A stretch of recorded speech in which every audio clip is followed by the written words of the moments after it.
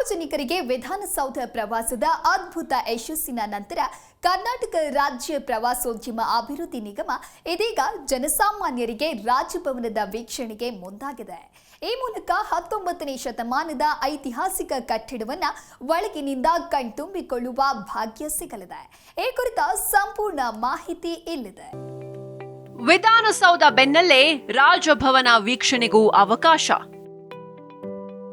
ಇನ್ಮುಂದೆ ಜನಸಾಮಾನ್ಯರ ವೀಕ್ಷಣೆಗೆ ರಾಜಭವನ ಮುಕ್ತ. ರಾಜಕಾರಣಿಗಳು ಮತ್ತು ಅಧಿಕಾರಿಗಳಿಂದಲೇ ತುಂಬಿರ್ತಾ ಇದ್ದ ರಾಜ್ಯದ ಆಡಳಿತ ಶಕ್ತಿ ಕೇಂದ್ರ ವಿಧಾನಸೌಧದ ಒಳಗೆ ಜನಸಾಮಾನ್ಯರಿಗೂ ಇತ್ತೀಚೆಗೆ ಅವಕಾಶ ನೀಡಲಾಗಿತ್ತು. ಇದೀಗ ಅದೇ ರೀತಿಯಾಗಿ 19ನೇ ಶತಮಾನದ ಐತಿಹಾಸಿಕ ಕಟ್ಟಡ ರಾಜಭವನ ಸಾರ್ವಜನಿಕರ ವೀಕ್ಷಣೆಗೆ ಮುಕ್ತಗೊಳ್ಳುತ್ತಿರುವುದಾಗಿ ವರದಿಯಾಗಿದೆ. ಆ ಮೂಲಕ ಜನರು ರಾಜಭವನವನ್ನ ಒಳಗಿನಿಂದ ನೋಡಿ ಕಣ್ತುಂಬಿಕೊಳ್ಳಬಹುದಾಗಿದೆ. ಸ್ವಾತಂತ್ರ್ಯ ಪೂರ್ವದಲ್ಲಿಯೇ ನಿರ್ಮಿಸಲಾಗಿರುವ ರಾಜಭವನ ತನ್ನ ಅಪೂರ್ವ ವಾಸ್ತುಶಿಲ್ಪ ಶ್ವೇತವರ್ಣದಿಂದ ಎಲ್ಲರ ಗಮನ ಸೆಳೀತಾ ಇದೆ. ರಾಜ್ಯಪಾಲರು ವಾಸಿಸುವ ರಾಜಭವನವನ್ನ ನೋಡಬೇಕು ಎನ್ನುವುದು ಸಾಕಷ್ಟು ಜನರ ಆಸೆ. ಸದ್ಯ ಜನರ ಆ ಆಸೆ ನೆರವೇರುವ ಕಾಲ ಸನ್ನಿಹಿತವಾಗಿದೆ. ಮೊಟ್ಟ ಮೊದಲ ಬಾರಿಗೆ ಗೈಡೆಡ್ ಟೂರ್ ಹೆಸರಿನಲ್ಲಿ ಸಾರ್ವಜನಿಕರಿಗೆ ಮುಕ್ತವಾಗಲಿದೆ.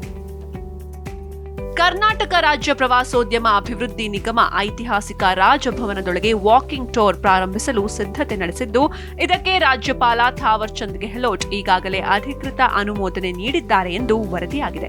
ಸಂದರ್ಶಕ ಸ್ನೇಹಿ ಪ್ರದೇಶಗಳನ್ನು ಗುರುತಿಸಲು ಪ್ರವಾಸ ಮಾರ್ಗ ಮತ್ತು ವೀಕ್ಷಣಾ ಸಮಯವನ್ನ ನಿಗದಿಪಡಿಸಲಾಗ್ತಾ ಇತ್ತು. ಪ್ರಸ್ತುತ ಅಧಿಕಾರಿಗಳು ಪರಿಶೀಲನೆ ಮಾಡ್ತಿರುವುದಾಗಿ ವರದಿಯಾಗಿದೆ.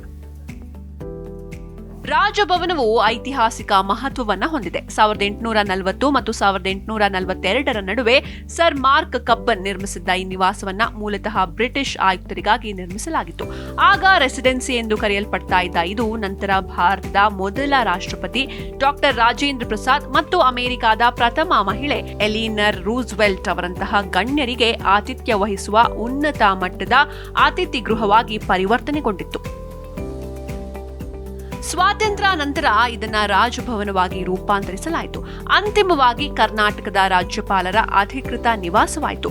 ಜೂನ್ನಲ್ಲಿ ನಡೆದ ವಿಧಾನಸೌಧ ಪ್ರವಾಸದ ಅದ್ಭುತ ಯಶಸ್ಸಿನ ನಂತರ ಕರ್ನಾಟಕ ರಾಜ್ಯ ಪ್ರವಾಸೋದ್ಯಮ ಅಭಿವೃದ್ಧಿ ನಿಗಮ ಸಾರ್ವಜನಿಕರಿಗೆ ರಾಜಭವನ ವೀಕ್ಷಿಸುವ ಅವಕಾಶ ನೀಡೋದಕ್ಕೆ ಮುಂದಾಗಿದೆ.